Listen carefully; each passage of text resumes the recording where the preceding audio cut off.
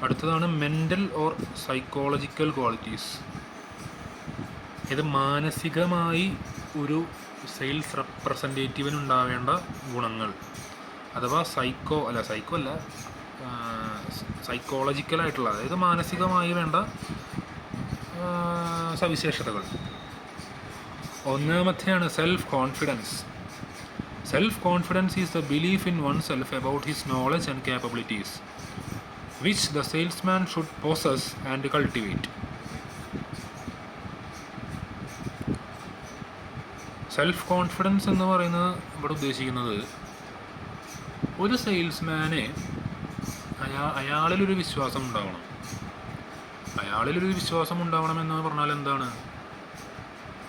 ഇത്രയേ ഉള്ളൂ. അയാൾക്ക് നല്ല രീതിയിൽ സെയിൽസ് നടത്താൻ പറ്റും, നല്ല രീതിയിൽ ഒരു കമ്പനിക്ക് സെയിൽസ് നേടിക്കൊടുക്കാൻ പറ്റും, അതിനുവേണ്ടി ഞാൻ പരിശ്രമിക്കും, അങ്ങനത്തെ കാര്യങ്ങളിലൊക്കെ ഒരു വിശ്വാസം, അതിനെയാണ് ഇവിടെ സെൽഫ് കോൺഫിഡൻസ് കൊണ്ട് ഉദ്ദേശിക്കുന്നത്. Adequate knowledge in the job and experience raises the confidence level and enables the salesman to meet the unusual and abnormal situations with much ease.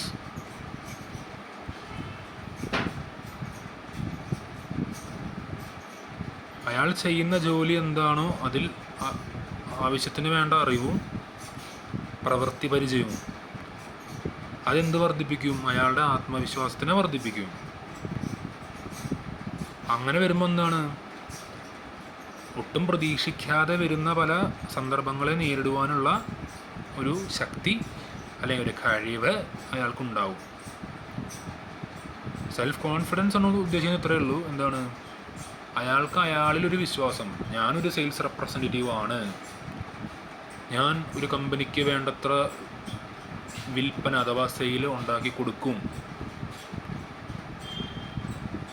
ഈ സെയിൽസ് റെപ്രസെൻറ്റേറ്റീവ് ജോലിയിൽ എനിക്ക് നേരിടാവുന്ന പല സാഹചര്യങ്ങൾ, അത് ഏതു തന്നെയാണെങ്കിലും, ഇനി ഞാൻ ഒട്ടും പ്രതീക്ഷിക്കാതെ ഞാൻ നേരിടേണ്ടി വരുന്നൊരു സാഹചര്യമാണെങ്കിൽ പോലും ഞാൻ തളരില്ല, ഞാൻ അതിനെ തരണം ചെയ്ത് മുന്നോട്ട് പോകും എന്നുള്ളൊരു ആത്മവിശ്വാസം. അതാണ് സെൽഫ് കോൺഫിഡൻസ് കൊണ്ട് ഉദ്ദേശിക്കുന്നത്. അത് അയാൾക്ക് എങ്ങനെയാണ് കിട്ടുക? അയാൾ ചെയ്യുന്നത് ജോലി എന്താണോ, ഇപ്പോൾ സെയിൽസ് റെപ്പ് എന്ന് പറയുന്ന ജോലി, അയാൾ എന്ത് പ്രൊഡക്റ്റാണോ വിൽക്കുന്നത് അതിനെപ്പറ്റി ആവശ്യത്തിനുള്ള വിജ്ഞാനം, അതുപോലെ തന്നെ പ്രവൃത്തി പരിചയം, ഈ രണ്ട് സാധനങ്ങളാണ്. ഇപ്പോൾ വിജ്ഞാനവും അതുപോലെ നോളജും, അഥവാ വിജ്ഞാനവും അതുപോലെ പ്രവൃത്തി പരിചയം, എക്സ്പീരിയൻസ്, ഇത് രണ്ടുമാണ് അയാളുടെ ആത്മവിശ്വാസത്തിനെ വർദ്ധിപ്പിക്കുന്നത്. അതാണ് സെൽഫ് കോൺഫിഡൻസ്. ഒന്നാമത്തെയാണ് സെൽഫ് കോൺഫിഡൻസ്. അടുത്തതാണ് alertness. Alertness is a quick response of mind which requires the presence of mind so as to what to say, how to say, when to say. Alertness is the mental power of readiness of mind to take quick and correct decision. A salesman with an alert mind can serve to the best satisfaction of the customer.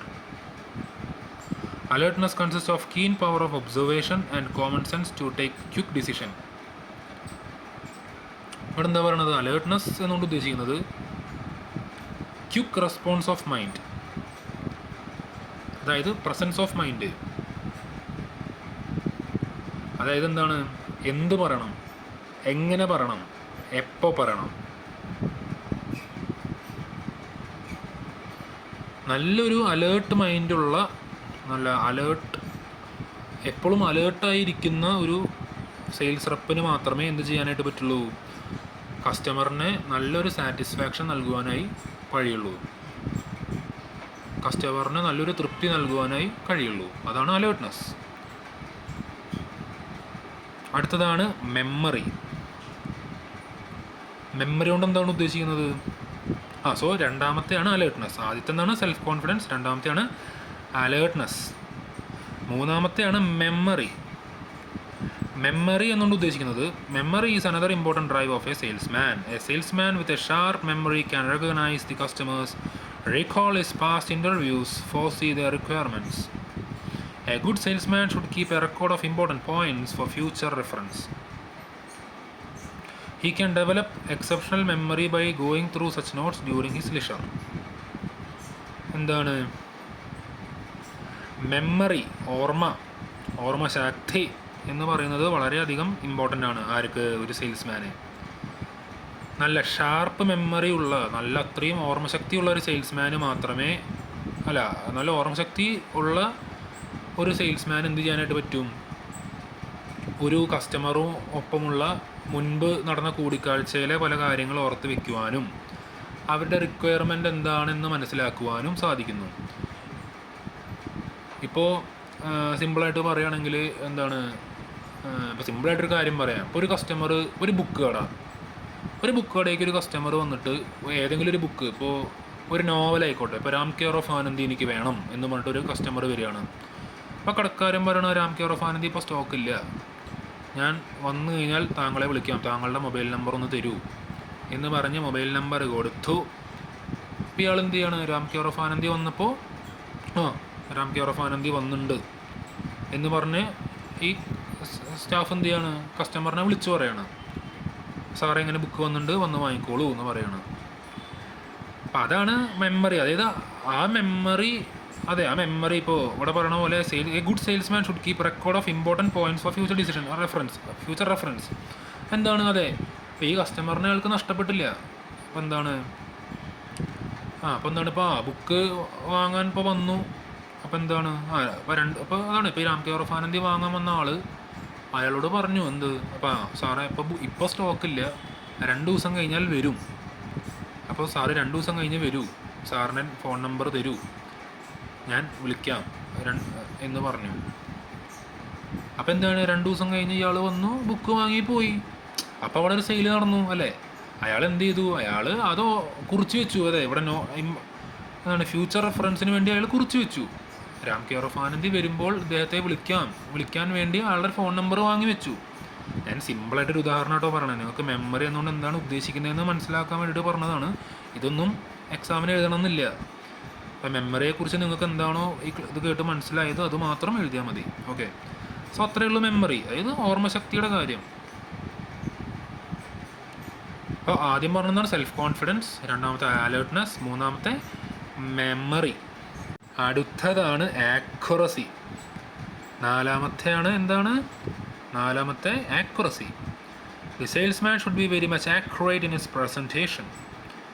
He should give up-to-date, reliable and convincing information to the customers because most of the customers believe in such information. എന്താണ് accuracy അഥവാ കൃത്യത എന്നുകൊണ്ട് ഉദ്ദേശിക്കുന്നത്? എന്താ? ഒരു salesman വളരെ കൃത്യമായ കാര്യങ്ങൾ, ശരിയായ കാര്യങ്ങൾ മാത്രമേ ഉപഭോക്താവിനോട് പറയാനായിട്ട് പാടുള്ളൂ.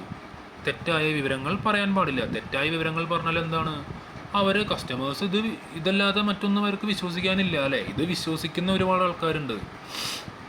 ഒരു സെയിൽസ് റെപ്രസെൻറ്റേറ്റീവ് പറയുന്നതായിരിക്കും ഒരു കസ്റ്റമർ വിശ്വസിക്കുക. അപ്പോൾ അവരെ നമ്മൾ എന്ത് ചെയ്യാൻ പാടില്ല? വഞ്ചിക്കാനായിട്ട് പാടില്ല. വഞ്ചിച്ചു കഴിഞ്ഞാൽ ഇവരറിയും, അത് വേറെ കാര്യം. നമ്മളങ്ങനെ ചെയ്യാൻ പാടില്ല അല്ലേ? നമുക്കൊരു എത്തിക്സ് ഉണ്ടാവണം അല്ലേ? അതാണ് ആക്യുറസി എന്നുകൊണ്ട് ഉദ്ദേശിക്കുന്നത്. അതാണ് നമ്മൾ വളരെയധികം ആക്യുറേറ്റ് ആയ കൃത്യമായ വിവരങ്ങൾ മാത്രമേ നമ്മൾ ഉപഭോക്താക്കൾക്ക് നൽകുവാനായി പാടുകയുള്ളൂ. അല്ലെങ്കിൽ മാർക്ക് ഓഫ് 8 കിട്ടും, അഥവാ 8ൻ്റെ പണി തിരിച്ച് കിട്ടും. അതായത് കസ്റ്റമർ കംപ്ലയിൻറ്റ് ചെയ്യും, ചിലപ്പോൾ വന്ന് ചൂടാവും, പെറുക്കിയെടുത്തിടിക്കുന്നവരുണ്ട്, അങ്ങനത്തെ പ്രശ്നങ്ങളൊക്കെ ഉണ്ടാവും. ആക്യുറസി എന്താണെന്ന് മാത്രം മനസ്സിലാക്കുക. ഈ പെറുക്കിയെടുത്തിടിക്കുന്ന കേസൊന്നും പേപ്പറിൽ എഴുതി വയ്ക്കരുത്. ഓക്കെ, അടുത്തതാണ് imagination. Imagination is needed to enable the salesman to see problem through the eyes of the prospects and to devise means for solving them. Salesman's imagination is his mental capability of visualizing the problems and attitude of the customers.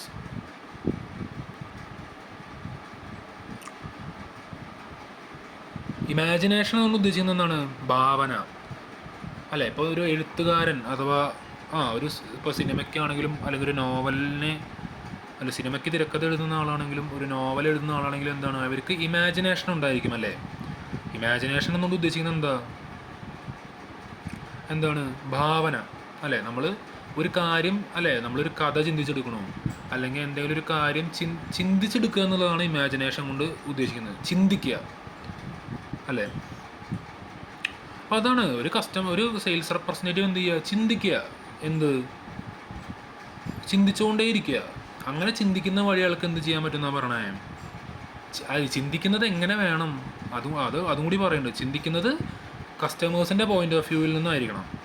അങ്ങനെ ചിന്തിക്കുമ്പോൾ എന്താണ് ഗുണം?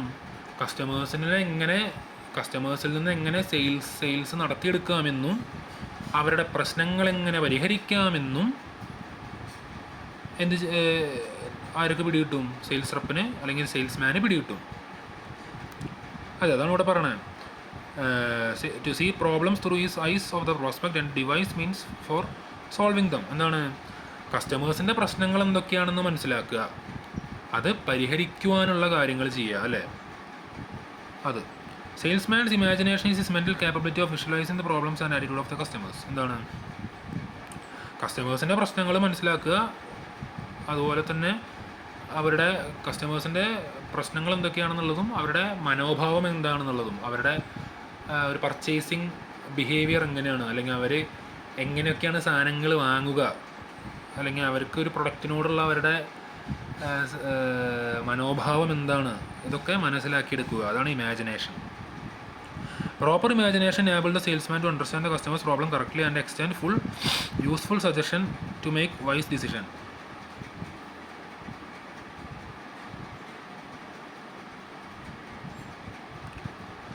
പിന്നെ ഇവിടെ പറയുന്നതെന്ന് വെച്ചാൽ എന്താണ്? നല്ല ഇമാജിനേഷൻ ഉള്ളൊരു കസ്റ്റമറിന് എന്ത് ചെയ്യാൻ പറ്റും?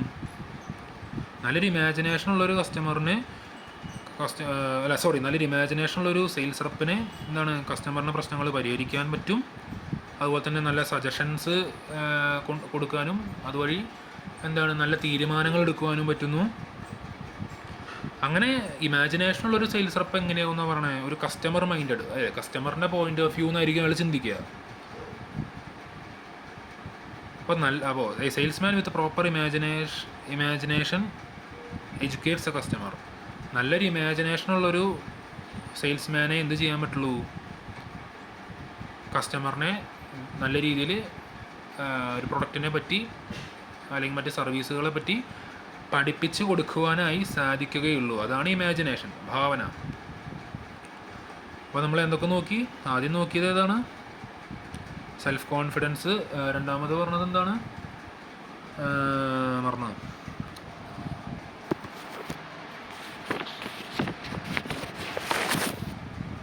അലേർട്ട്നെസ്. മൂന്നാമത് പറഞ്ഞത് മെമ്മറി. നാലാമത് പറഞ്ഞത് ആക്യുറസി. അഞ്ചാമത് പറഞ്ഞത് ഇമാജിനേഷൻ. ഓക്കെ.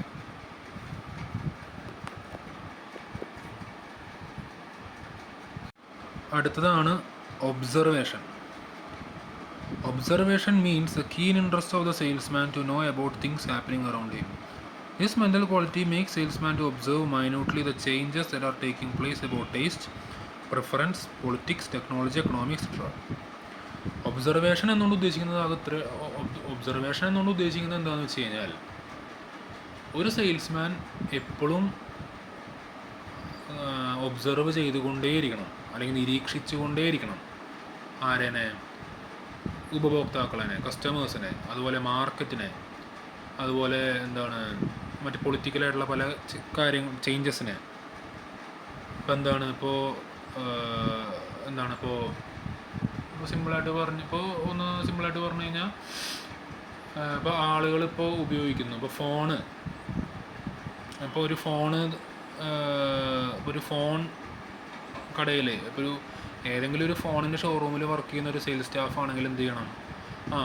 ഇപ്പോൾ ആളെന്താണ് കസ്റ്റമേഴ്സിനെ പറ്റി പഠിക്കണമല്ലേ? കസ്റ്റമേഴ്സ് എന്താണ് ഒരു ഫോണ് കൊണ്ട് കസ്റ്റമർ അല്ലെങ്കിൽ ഫോണിൽ നിന്നൊരു കസ്റ്റമറിന് എന്തൊക്കെ ആവശ്യങ്ങളാണ് അവരാഗ്രഹിക്കുന്നത്,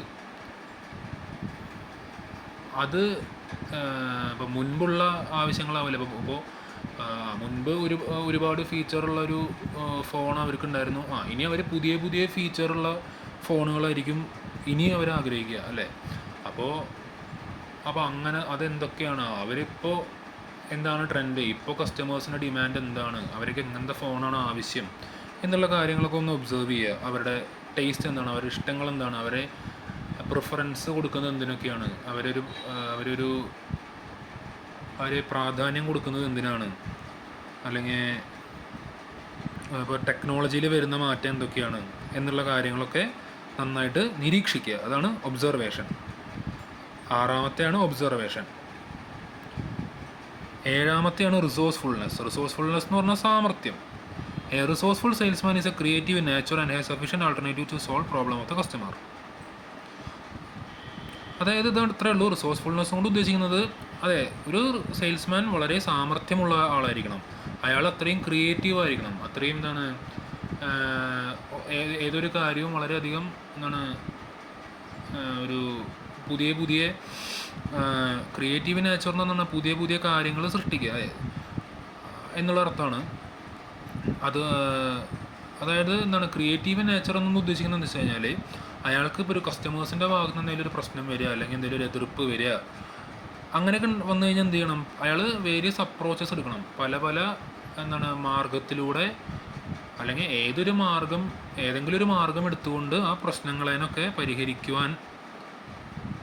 പരിഹരിക്കുവാനുള്ള ഒരു കാര്യം അയാൾ ചെയ്യുക. അതിനെയാണ് റിസോഴ്സ്ഫുൾനെസ് കൊണ്ട് ഉദ്ദേശിക്കുന്നത്. Adequate knowledge and creative attitude make A salesman resourceful. ഒരു റിസോഴ്സ്ഫുൾനെസ് എന്ന് പറയുന്ന ഒരു ഗുണം കിട്ടാൻ അയാൾ എന്ത് വേണം, അയാൾക്ക് അത്രയും അറിവ് വേണം. ഒരു പ്രൊഡക്റ്റിനെ പറ്റി അത്രയും അറിവ് വേണം. അതുപോലെ തന്നെ ഒരു ക്രിയേറ്റീവ് ആറ്റിറ്റ്യൂഡും ഉണ്ടായിരിക്കണം. ക്രിയേറ്റീവ് ആറ്റിറ്റ്യൂഡ് എന്ന് പറഞ്ഞാൽ ഒരു സൃഷ്ടിപരമായ സമീപനം. അതെ, പ്രൊഡക്റ്റിനെ പറ്റിയിട്ടുള്ളൊരു വിജ്ഞാനം അഥവാ ഒരു അറിവും, പ്രൊഡക്റ്റിനെ പറ്റി അത്രയും അറിവും ഉണ്ടായിരിക്കണം. ഒരു സൃഷ്ടിപരമായിട്ടുള്ളൊരു സമീപനം ഉണ്ടായിരിക്കണം. അതാണ് ഒരാളെ റിസോഴ്സ്ഫുൾ ആക്കുന്നത്. ഓക്കെ, സോ 7-ാമത്തെയാണ് റിസോഴ്സ്ഫുൾനെസ്. അടുത്താണ് initiative. Initiative is the instinct or interest of salesman which enables him to work readily without waiting for instruction from anybody. Salesman interest to know the secret of trade and his creative nature develops initiative within him. By virtue of proper initiative, a salesman works uninterruptedly and can sell more products both to regular and new customers. Initiative എന്നുള്ളതിന് ഞാനൊരു ഉദാഹരണം വെച്ച് പറയാം. ഒരു example വെച്ച് നമുക്ക് നോക്കാം. അതായത് ഒരു കടയിലേക്ക് ഒരു കസ്റ്റമർ വന്നു. ഇപ്പോൾ എന്താണ് പറയുക, ഇപ്പോൾ ഒരു വിളക്ക് അല്ലെങ്കിൽ ഇപ്പോൾ ഒരു വിളക്ക് വാങ്ങാനാണ് അയാൾ വന്നത്. അതായത് ഒരു മയിലിൻ്റെ ഒക്കെ, അതായത് വിളക്കിൻ്റെ തുമ്പത്തൊരു മയിലിൻ്റെ ഇതൊക്കെ ഉള്ള ഒരു ടൈപ്പ് ഓഫ് വിളക്കുണ്ട്. മയിൽ വിളക്കെന്നോ അങ്ങനെ എന്തോ അതിനെ പറയാം, എനിക്കറിയില്ല. ആ വിളക്ക് വാങ്ങാൻ ഒരാൾ വന്നു. അപ്പോൾ ഇയാൾ കടയിൽ വന്നിട്ട് ഇങ്ങനെ നോക്കുകയാണ്, ഈ വിളക്ക് എവിടെയെന്ന് ഇങ്ങനെ ചുറ്റും നോക്കുകയാണ്. അപ്പോൾ എന്ത് ചെയ്യാണ്, അവിടുത്തെ അവിടെ ഇപ്പം മുതലാളി അവിടെ ചെയറിലിരിക്കുന്നുണ്ട്. ഒരു സെയിൽസിന് നിൽക്കുന്ന ഒരു പയ്യനുണ്ട്. അപ്പോൾ ഈ പയ്യൻ എന്ത് ചെയ്യാണ്, അവിടെ ചെന്നിട്ട് സാർ അല്ലെങ്കിൽ മാഡം എന്താണ് വേണ്ടത് എന്ന് അങ്ങോട്ട് ചോദിക്കുകയാണ്.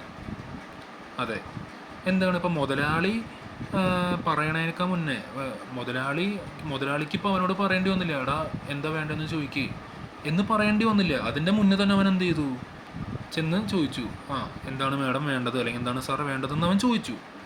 അതിനെയാണ് ഇനീഷ്യേറ്റീവ് എന്ന് പറയുക. അതാണ് ഇവിടെ പറയുന്നത്. Initiative as A instinct or interest of salesman which enable him to work readily without waiting for instruction from anybody. അതെ, ഇപ്പോൾ എന്താണ്, ഇപ്പം ഞാൻ പറഞ്ഞ ഉദാഹരണത്തിൽ എന്താണ്, മുതലാളിക്ക് ഇൻസ്ട്രക്ഷൻ കൊടുക്കേണ്ടി വന്നില്ല. എടാ പോയി ചോദിക്കുക, അവർക്ക് എന്താ വേണ്ടതെന്ന് ചോദിക്കുക എന്ന് പറയേണ്ടി വന്നില്ല, അല്ലേ? അതിൻ്റെ മുന്നേ തന്നെ അവൻ ചെയ്തു. അതാണ് ഇനീഷ്യേറ്റീവ്. അടുത്താണ് enthusiasm. Salesman enthusiasm is the inspiration or the zeal or the curiosity to work. It encourages salesman to work harder in a pleasant manner. The salesman should be prepared to give himself completely to the assigned job.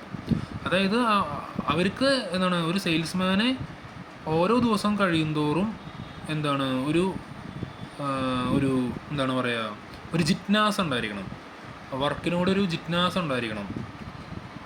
അതുണ്ടെങ്കിൽ മാത്രമാണ് എന്ത് ചെയ്യാൻ പറ്റുള്ളൂ, ഒരു സെയിൽസ്മാനെ അത്രയും പരിശ്രമിക്കുവാനായിട്ട്, ആ ഒരു ഡിപ്പാർട്ട്മെൻറ്റിൽ അത്രയും പരിശ്രമിച്ച് നല്ല സെയിൽ കമ്പനിക്ക് നേടിക്കൊടുക്കുവാനായിട്ട് സാധിക്കുകയുള്ളൂ.